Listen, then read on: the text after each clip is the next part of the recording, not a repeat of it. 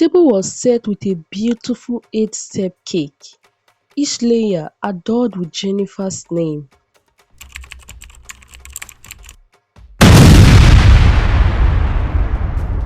Jennifer knew better than to start what she could not finish, and so she broke up with Peter.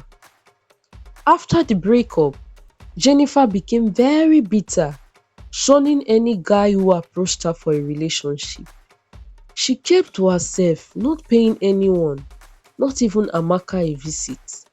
But her isolation moment soon had to be cut short because one of the closest people in her life was throwing a birthday party. To attend the birthday party, Jennifer dressed her best to cover the loneliness and the bitterness growing inside of her.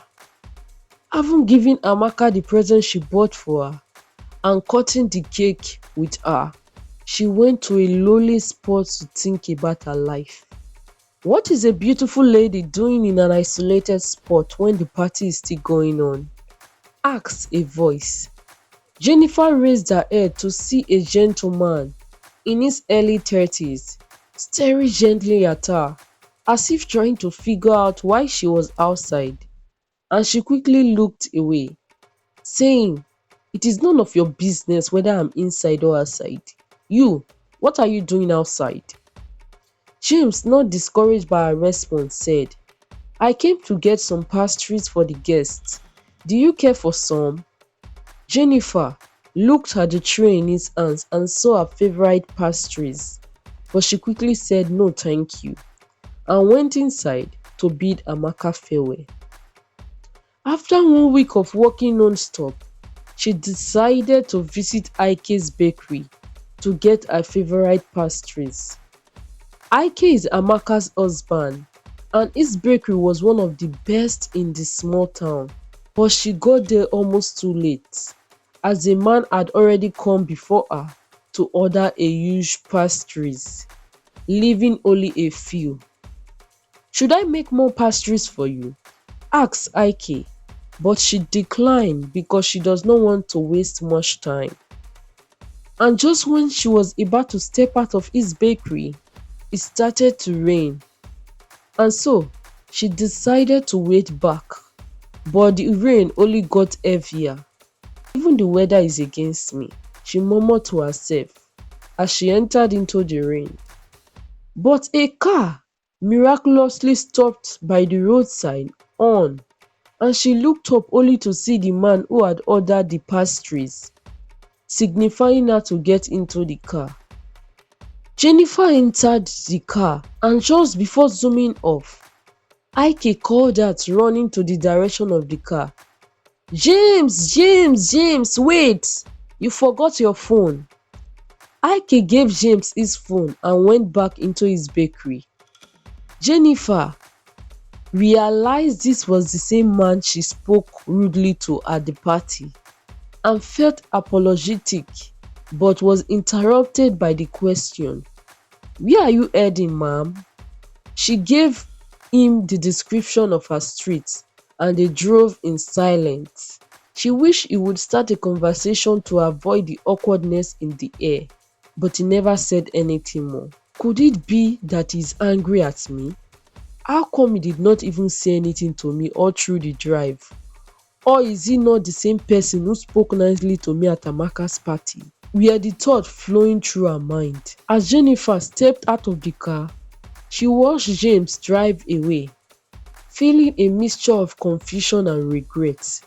She could not shake off the thought that perhaps she had ruined any chance of connecting with him again, especially after her harsh response at the party. Days turned into weeks, and Jennifer could not stop thinking about James. She found herself yearning for their brief conversations and the kind gesture of offering her a ride. She started questioning herself, wondering if she had missed out on something special. Unable to bear the curiosity any longer, Jennifer decided to take matters into her own hands. She reached out to Amaka, eager for any information about James. And to her surprise, Amaka revealed that James had been asking about her too. He had been curious to know if she was okay after their encounter in the rain. Encouraged by this revelation, Jennifer mustered the courage to send James a message, apologizing for her rude behavior and expressing her interest to get to know him better. To her delight, James responded quickly, assuring her that he was not angry or upset with her. They started texting each other frequently, eating pastries at Ike's bakery and enjoying every moment together. Each conversation brought them closer, fueling their excitement to meet again.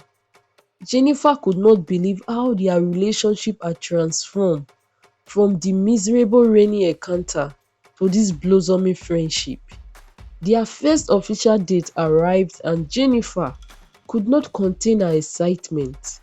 She dressed up eager to impress James as they sat at a cozy restaurant, engrossed in conversation. Jennifer felt a sense of comfort she had never felt before.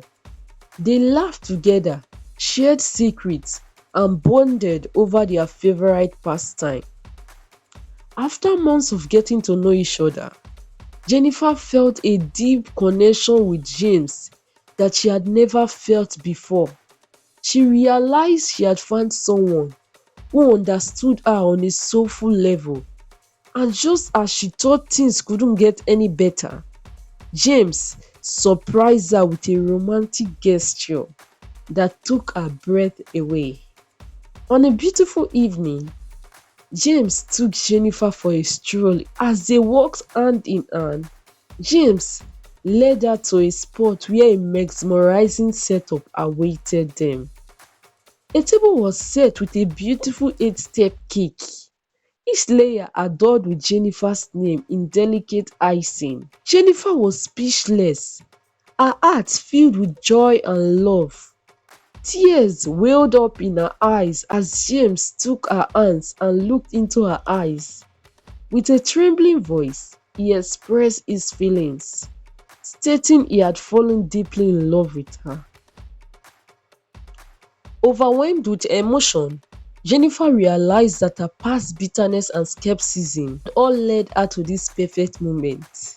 She knew in her heart that she had finally found the love she had been searching for. With tears of happiness streaming down her cheeks, she replied to James' heartfelt confession with a resounding yes to his proposal. Their love story became the talk of the town, a tale of redemption and second chances. And Jennifer and James radiated happiness and love in every step they took together. And as they stood at the altar, cutting into a five-step wedding cake with both their names beautifully spelled out in each layer, they knew that their journey had only just begun. The bitter moments of the past had led them to a love sweeter than any pastries they have ever tasted. Jennifer's parents and siblings could not stop admiring the uniqueness of Jennifer's marriage cake, as it has been the custom of their family to use only marriage cake with their names spelled in each layer. But Jennifer was the first to have her name spelled for short with her husband's name. Moral lesson: there is nothing wrong with you if what you want is different from what others want. And please do not compare yourself with your friends or your family to the extent of being bitter. I know sometimes it can be hard not to compare when it seems everyone around you is progressing and you are the only one not moving in the direction you want. Just always remember that God's ways are different from your ways. And above all, His wish is to give you the best in life. And just to add, please guys, cake or no cake, anyone can get married. Thank you so much guys for subscribing to this channel, for watching every of our stories. And if you are yet to subscribe and you are watching me, please do not hesitate to subscribe. Subscription is absolutely free, and you can also support this channel by sharing our stories with your loved ones. Thank you so much, guys, for watching and for supporting this channel.